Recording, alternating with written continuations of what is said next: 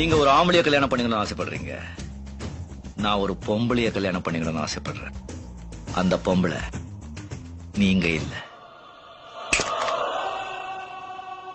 நீ வேற யாரையாவது விரும்புறியா?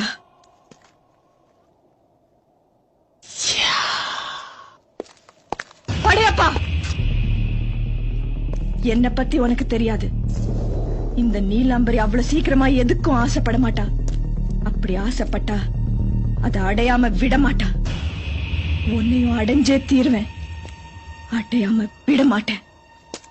குழந்தை 5 faces. என்னுடைய 5 முகத்தை பார்த்தேன்னு சொன்னேன்ல, எனக்கு இன்னொரு முகம் இருக்கு. 6 முகம். இந்த படையப்பனோட இன்னொரு முகம். அத நீ பார்க்காத, தாங்க மாட்ட, நொந்திடுவ.